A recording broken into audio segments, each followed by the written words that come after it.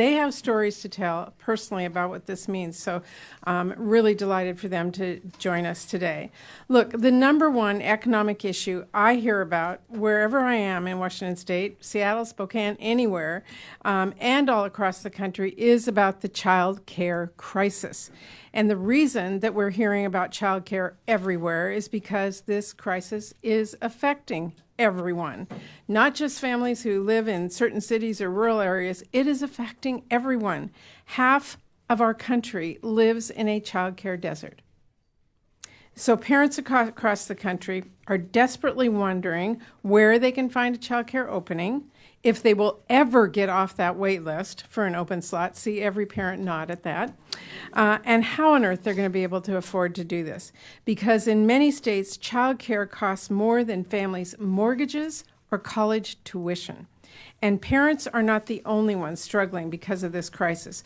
Child care workers, the vast majority of whom are women of color, are being paid poverty wages and being forced to leave their job for better paying work elsewhere. Meanwhile, 1 in 3 small businesses report facing workforce issues because of child care challenges. Because when parents cannot find and afford child care, they're forced to make impossible choices, leave their jobs, and stay out of the workforce. That makes it harder for businesses to hire the workers that they need. And it is costing our economy big time, to the tune of $122 billion in economic losses every year. If that's not a crisis, I don't know what is. Our families and our economy cannot afford inaction. That is why we are here today, to reintroduce the bold reforms we need to end the child care crisis once and for all. The Child Care for Working Families Act is a game changer for kids, for parents, for families, for our child care workers, for small businesses, for our entire economy. Under our bill, no working family will pay more than 7% of their income for child care. In fact, the typical family in America will pay about $10 a day for child care, and many will pay nothing at all. It lowers costs for families. It increases high-quality options for parents. It increases pay for our child care workers so that they can earn a living wage and we can stabilize the child care sector. And this bill also dramatically expands access to pre-K, supports full-day, full-year Head Start programs, and increases wages for those staff. I am really proud to be here today to reintroduce this bill with Congressman Scott, especially because we have so many amazing co-sponsors this year that you'll hear from several in just a minute. And I also really want to thank the incredible child care champions who have been fighting day in and day out, who have not given up. They want to make change and make things better for people all across the country. And they've worked so hard personally on behalf of so many people. It's going to make a difference. Many of them are here with us today. Thank you so much for being in this fight with us.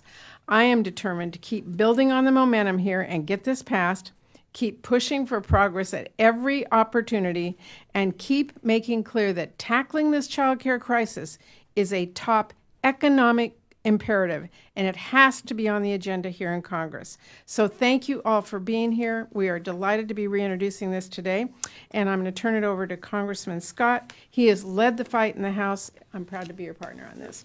Thank you.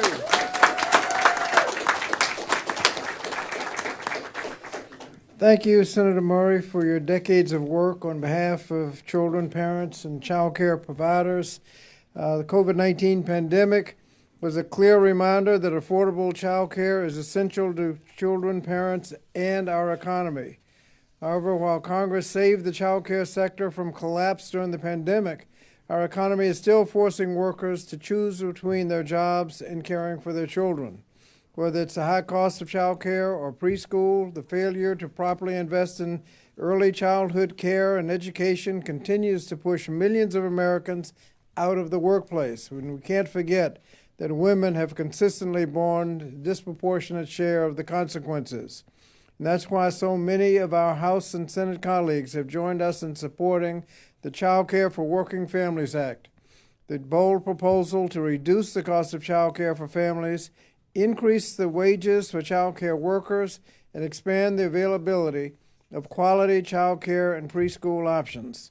Today, the need to overhaul the child care system is only growing, especially since our job market continues to grow at a record pace.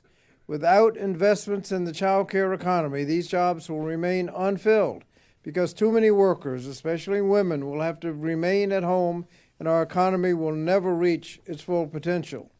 And let's be clear, the child care crisis cannot be solved without sustained public funding. Child care providers operate on razor-thin margins already, and median child care workers make roughly $19 an hour, yet most states, infant care costs more than in-state tuition at public universities.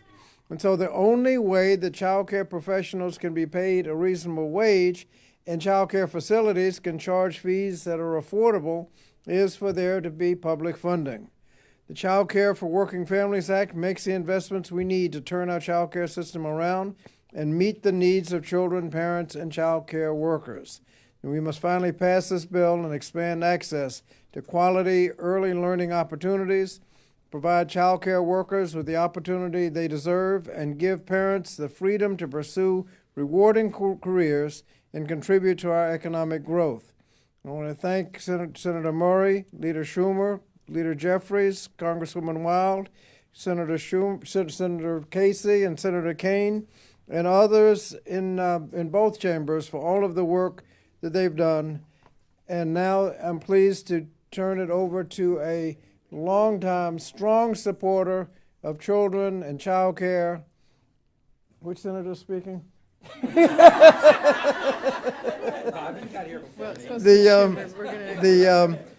The senator from Pennsylvania, who I've worked with on a number of issues involving our youth, Senator Bob Casey. Well, thanks very much. I want to start by thanking all of you for your advocacy all these years on the issue of quality, affordable child care, bringing to this issue and these challenges both your personal stories as well as your public advocacy. We're grateful for that, and it's great to see children and families here as well. I want to thank Senator Murray and Representative Scott for their leadership on this bill for a long time, I guess since 2017 when the bill was introduced. And we're grateful for that effort. Look, this is a simple proposition. We're either going to invest in our children or we're not going to. And the federal government has to step up finally, at long last, and put dollars on the table so that families that are struggling to find reliable child care and affordable preschool can have some peace of mind in the midst of difficult challenges that they face. It's long past time for Congress to pass legislation like the one we're introducing again today to help more families access that quality, affordable child care and support that is essential so that workers can get to work and so that those who are providing that quality care can have the full measure of American life. This investment is not simply an investment in our children and our families. That would be reason enough to do it, but it's also an investment in the economy, in our workforce. We can't be as competitive as we want to be in a world economy, and we certainly can't say that we're the greatest country in the world if we're not providing the best care in the world, care for our children. Finally, I think this is a basic question of whether or not we're going to invest in learning and earning. If kids learn more now, they will earn more later. Every child should have the chance to grow and to succeed like we'd all want to, and to be able to earn a living because they've had the learning that quality, affordable child care and pre-K gives them. So we're grateful for this effort. And now I'm looking at this list, and I think I'm next introducing Representative Clark.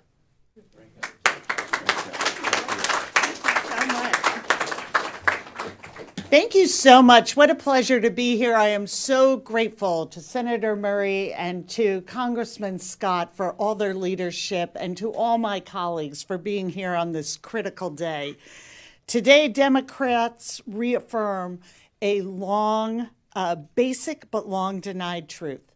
Childcare is essential to our economy as our roads and bridges. It is not an accessory. It is not a luxury. It's the glue that holds our economy together. It allows kids to thrive, families to succeed, and our nation to prosper. The Child Care for Working Families Act is an investment in the livelihood of parents, the well-being of our children, the health of our economy, and the strength of our country. Democrats have already secured some key wins on child care. We kept providers afloat through the pandemic. We delivered urgently needed funding for Head Start, but the job is far from finished.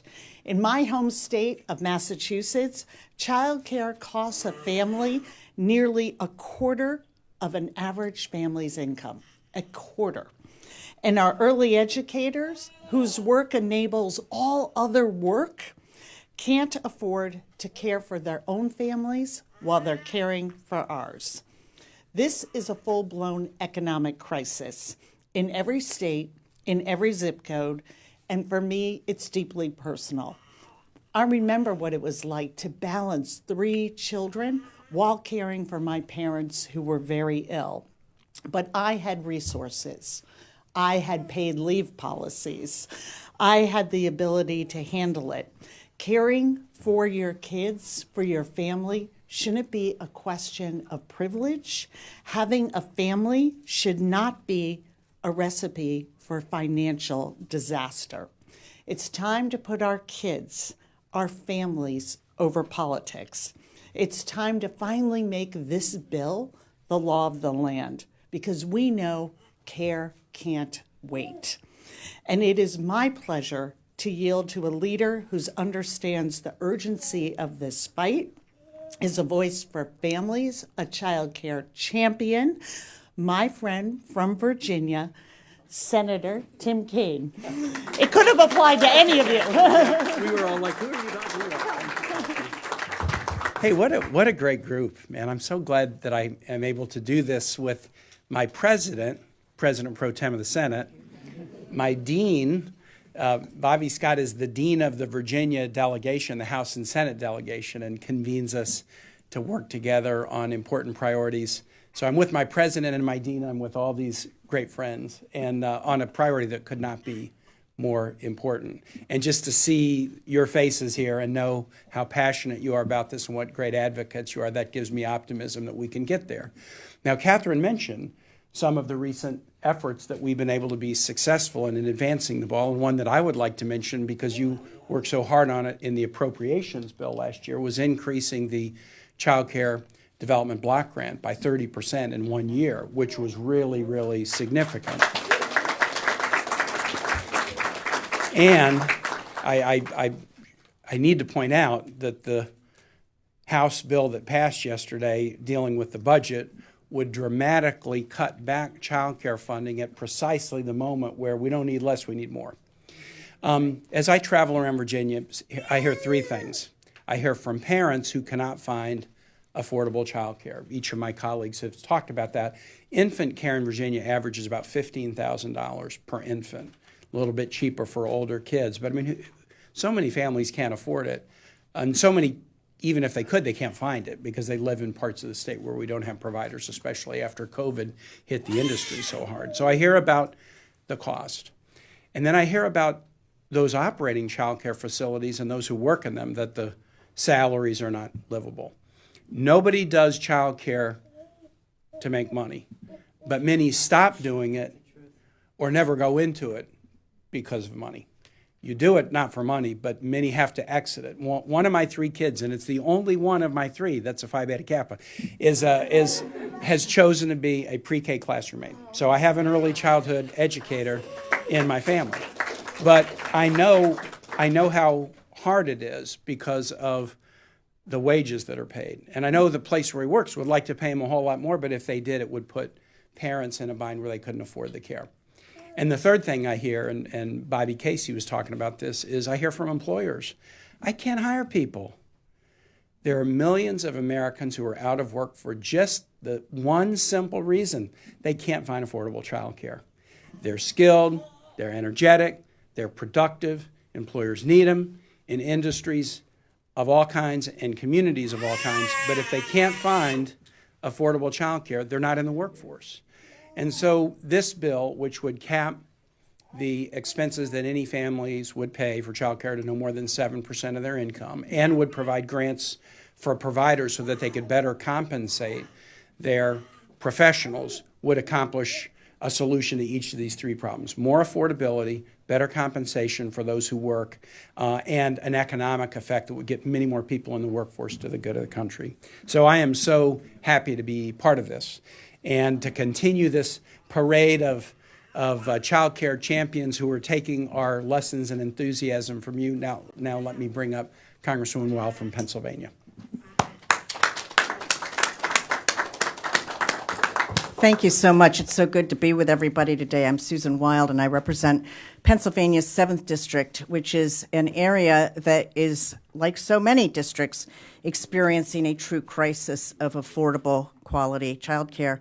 And it's been said, but it's worth saying again.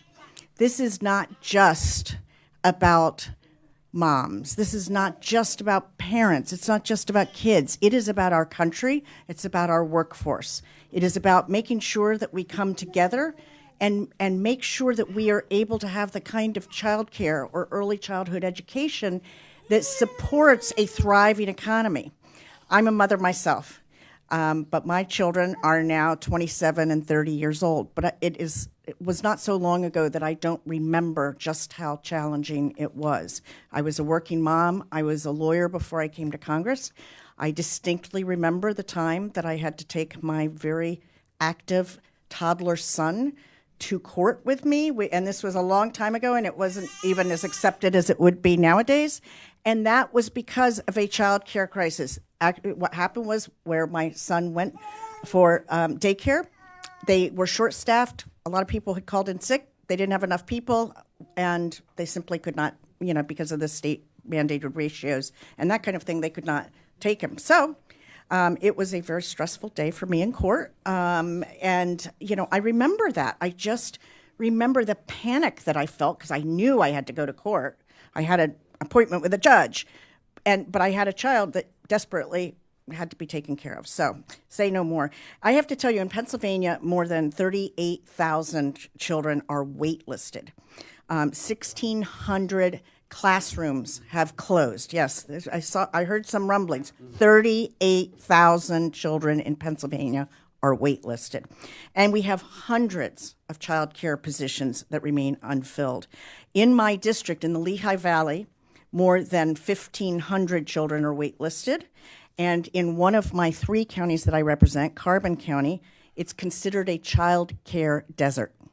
Needless to say, it makes it very hard for 2 parents to both work.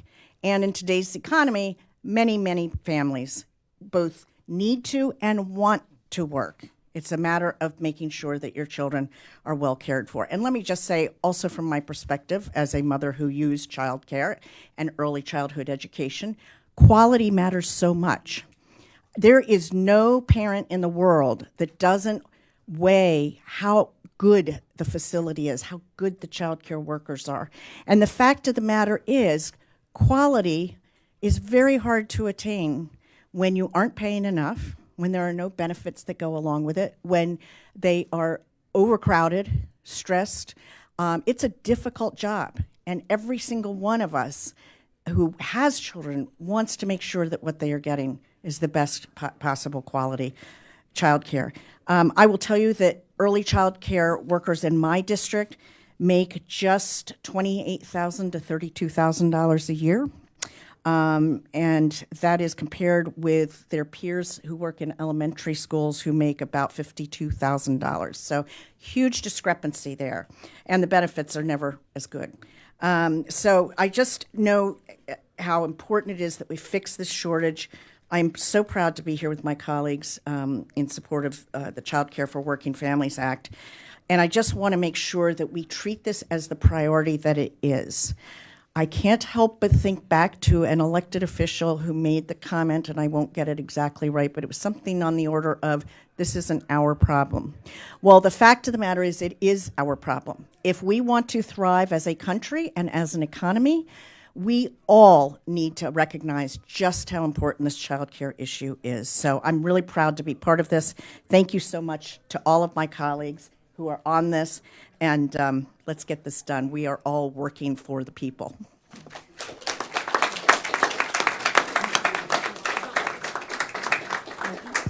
We are pleased to be joined by the Senate Majority Leader, Senator Chuck Schumer. Thank you, Patty. And I want to thank Chairwoman Murray and Ranking Member Scott for their tireless fight on this issue, which affects tens of millions of Americans. It either affects you directly, because you have kids and you don't have child care, or indirectly, because it affects our entire economy in every way. I want to thank Senator Kaine and Casey from my side of the aisle, and all the great members from the other side of the aisle who are here as well. Thank you, Bobby. Thank you, Congresswoman Wild, and the great Rosa DeLauro. I complimented her. She did a great job in the Rules Committee showing how awful their bill was, so thank you. Okay, so we're facing this challenge. Too many parents are breaking the bank in order to make sure their kids are safe and taken care of. And when I heard what Congresswoman Wild said, that it's $28,000, we pay people much more to handle inanimate things. What's more important than your kids? Why wouldn't you want to pay them more on something that's so important? So that's why we're reintroducing the Child Care for Working Families Act. It's transformative. It's a bill that supports universal preschool, ensures working families have access to crucial programs, and guarantees that child care workers get the pay they deserve. Bottom line, working families deserve access to affordable and high-quality care, and we, together, are going to fight to make sure they have it. The cost of child care keeps going up. In New York, infant care for one child costs up to 22% of a family's median income. Is that incredible? $1 out of $5. $1 out of $5, a little more than that. It has reached such a breaking point in New York that child care costs more than in-state college tuition or the average price of rent, if you can believe it. And the burden is even more significant for black families, where a typical median income family with 2 children spends 56% of its income on child care. The vast majority of parents, over 80%, work part or full-time. In the old days, child care was less of a necessity. When I grew up, my dad was an exterminator, but my mom was what they called then a housewife. And every day when I got home from school, she had milk and cookies on the table. She said, come back at 6 o'clock for dinner. Where are you going to play ball? But they were there. Now, the overwhelming majority of families with kids are either single parents or 2 parents working. It is a rarity to have 2 parents with only 1 parent working. And even then, it's very expensive. But it's a necessity in the other situations. So we need to do something. And it's amazing that 50% of children live in a child care desert, as again the Congresswoman mentioned, meaning even if the family could afford it, there aren't enough spots. There aren't enough facilities. We saw so many closed during COVID. I visited a whole bunch of them in New York. Some of them have come back, but not all. This legislation is our solution. It would transform American child care and early education by supporting universal preschool and ensuring working families have access to these programs, but it goes further than that. It would make sure child care workers get the pay they deserve. And that, of course, the most important thing is to get good quality child care for our children and our grandchildren. But it's also important to deal with income inequality. And one of the best ways to deal with income inequality is take people who care for children, who care for the elderly, our precious human resources, and at least pay them a decent salary. That's very, very important. So the bottom line is that no one who has a job as vital as looking after our children should be paid poverty wages.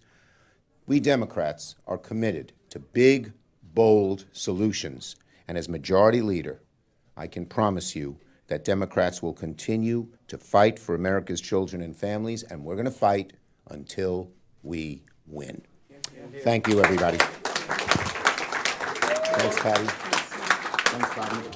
And Congresswoman DeLaura, delighted to have you. Thank you. Thanks, Rosie? Tom. Thank you. Thank you so much. Wow, it's really wonderful to be here today. I love the signs: toddlers for affordable child care, advocates for affordable child care, communities for affordable child care. Yes, it's about affordable child care.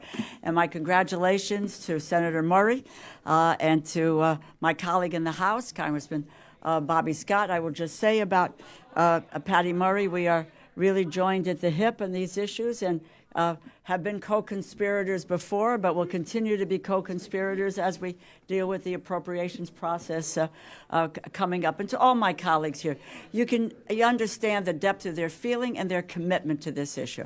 It's just not words on a page. They believe this in their bones, that this is what we really be needing to be doing for our country. And this is landmark legislation, Child Care for Working Families Act, because no hardworking family should have to be able to struggle, to be able to find a place, not just a place, but an environment in which their kids can thrive. Because my colleague, Congresswoman Wild, had said, you're not going to put your kid anywhere. You want to make sure that they're going to be safe, they're well taken care of, and that they're not warehoused. They need to be in an environment which helps them to grow and to thrive. And this bill, people would have to pay no more than 7% of their income, in some cases less, or nothing at all with regard to child care.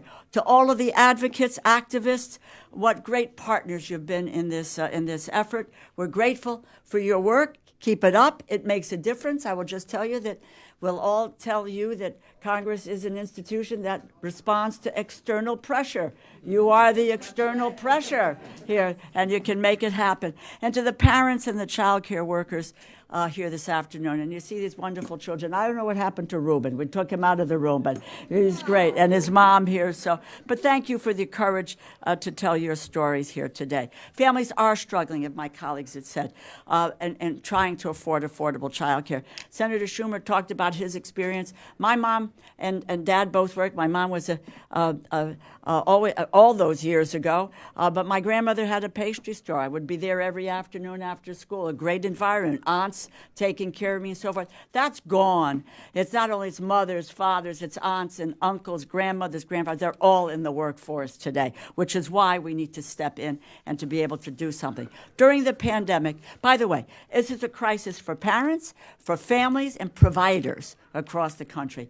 The system is broken. The system is broken. During the pandemic, over 2.3 million women left the workforce. They were pushed out of the workforce. They just didn't opt out because they couldn't find jobs, and they had no place to put their kids. We don't have paid family and medical leave or some of the other efforts that would provide them with help. Child care is the backbone of this economy. And again, as I said, it isn't working, not for parents, for children, or for providers. It's about the investments in child care. You know, when we look at an airline industry and we have a difficult time, we say, okay, what do they need? How are we going to keep them in business? How are we going to keep those planes flying? What are we going to do for passengers, for the workers there? Automobile industry, what are we doing there? And we were there, big time. And during the pandemic, we were there for child care. But child care is like any other industry in this country. It cannot go out of business, and it has been in danger of going out of business. That's not something that we can that we can allow to have happen. I am in great support and proud to support the Child Care for Working Families Act, which addresses the crisis as we see it today, and it builds on the investments in child care. We made this a part of the American Rescue Plan. It saved the sector from collapsing during the pandemic. It builds on the $8 billion increase, 30% increase in federal child care funding in the bipartisan spending package that we passed in December. This is helping reach about 130,000 more kids through the Child Care and Development block grant. And you know, when we talk about, people make reference to slots and so forth. It's not slots, this is kids. This is about kids and where they are and how well they're taken care of. I have to mention this because we've just been through an unbelievable piece of legislation yesterday, and my House colleagues will attest to this. A piece of legislation that is devastating. The cuts are really beyond belief. And if they get their way, 100,000 children will lose access to child care. It undermines early education, parents' ability to go to work. The cuts put people at risk. They are misguided and they are ill-informed. And we need to fight back. We need all of you to help us fight back. Pass this critical legislation. Let's do the right thing for families across the country. Government has a role in this effort, and we are all prepared to do that. I thank you all, and I thank my colleagues. I thank the Senator. I thank you, Congressman Scott, and everyone here for being on the front lines of this effort. We got to make our voices heard. I will tell you that. And my mom taught me many things. Two things she said. That in particular, you never give up and don't take no for an answer. So we'll be heard, and we're going to fight like hell. Thank you, Senator. Thank you. We are now going to hear from two really important people. One of them, Tiffany, and you've been so patient, and so is your child. But I want to recognize, we had a child here with a camera. Where'd she go? Yeah, she was in the front row. She, for all of you reporters, she was doing a much better job. So if anybody needs photos at the end of this, wherever she went, we'll pull her back in. She was right here doing a great job. But let me introduce Tiffany, who is going to give you a personal story. Thank you. Sure, if you don't mind. Hi there. No? Thank you.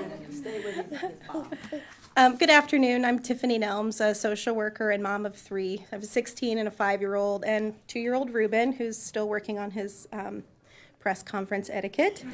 And I'm a proud member of Moms Rising. Finding quality, affordable childcare has been an immense struggle for my family.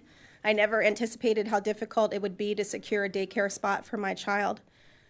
Most families in our former home of Baltimore waited a year or more, and this was long before COVID. The cost of childcare has many families like mine living 1 or 2 paychecks from financial disaster. Your options are even more limited if you're not able to pay $2,000 a month per child. That's not realistic for my family or most families that I know. And it's no secret the pandemic caused a crisis on top of a crisis for the childcare industry and families. We faced constant shutdowns and quarantines, leaving me to provide care for my children while trying to maintain my employment. Without stable, reliable care, I was forced to leave my job, 20 years as a social worker, for a remote position. You're doing fine. You're doing fine. Not to worry. Praying he continues to cooperate. We moved to West Virginia from Baltimore for a lower cost of living, in part because of the financial strain of childcare for 2. That meant starting our search all over again, combing through daycare reviews, adding our names to wait lists, sometimes paying a deposit for a slot that they couldn't guarantee we would get. Our search was further complicated by Ruben's extra needs. He has Down syndrome, and some providers would not commit to caring for him at all.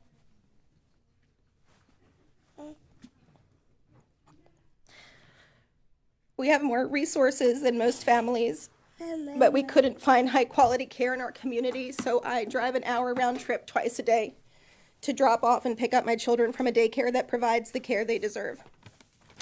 I'm grateful that we have full-time care at all, but the cost is more than half my salary and more than our house and car payment combined.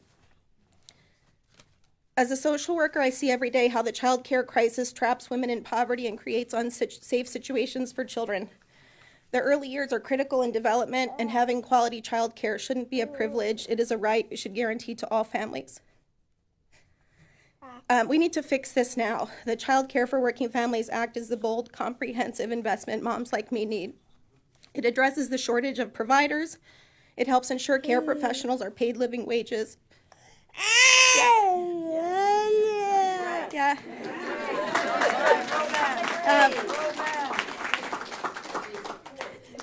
And for added emphasis, it ensures inclusive quality care for children with disabilities and lowers costs. Families like mine are counting on Congress to pass it. Thank you so much.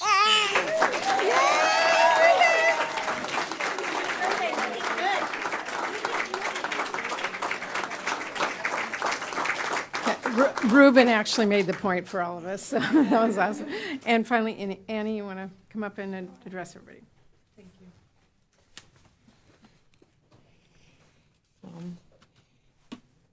Sorry, I'm not used to working with adults. I'm used to working with little people. My name is Annie Reyes. I am so happy to be here with you all today.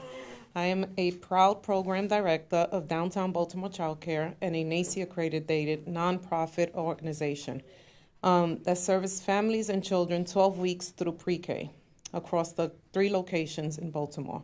I have been in the role for the past 3 years, though I have been in early childhood education leadership position for 7.5 years. My professional journey in early childhood education spans for more than 30 years. Studies have proven, just like all the senators have said, that when families have access to affordable, reliable, high-quality early learning and child care opportunities, they have a better job, stability, and overall economic security. We also know that there are incredible benefits for children when they are in high-quality early learning child care programs such as mine. However, the unfortunate reality is that many parents are unable to return to the workplace or the workforce due to lack of affordable, reliable care for their children. At Downtown Baltimore Child Care alone, we have a waiting list that is longer than 1.5 years long. I have families who have applied for slots when they start planning to get pregnant because how difficult it is to secure a seat.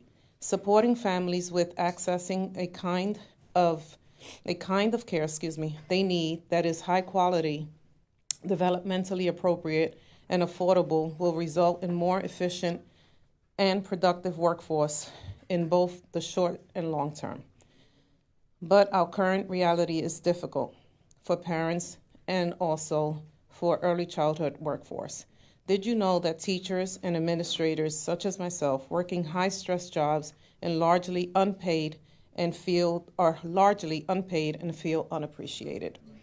Early learning facilities across the country are experiencing high rates of staff turnover, especially because of this. Unfortunately, the wages that early childhood educators are making leave us living paycheck to paycheck. Imagine a teacher making a sacrifice between eating her dinner or his dinner or buying gas to get to work weekly, going to bed every night wondering how they are going to pay their bills. This is the reality for way too many of us. We are not paid enough, and it is time to increase compensation and benefits for this profession. We are teachers, directors, and family child care educators working with children ages birth through 5 years old. This is the most important ages in a child's life.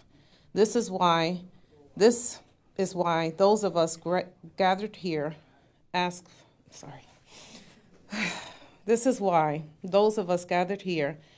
that more be done for working families, early childhood educators, that we may have access to high-quality early education for all, while early childhood educators make a thriving wage.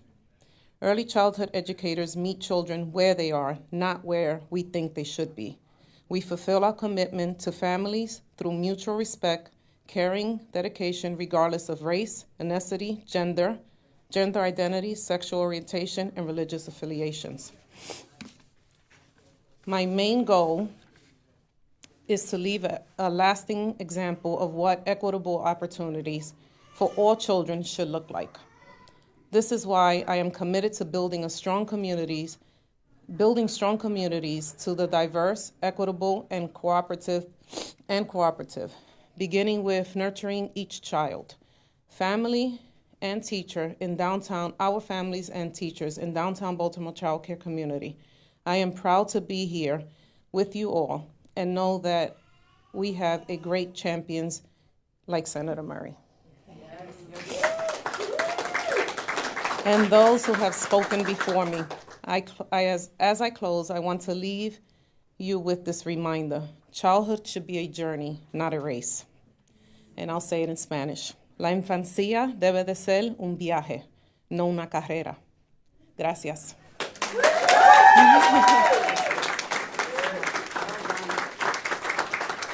Well, thank you so much to every one of our speakers. Thank you to all of you who are here cheering us on. We are cheering you on as well.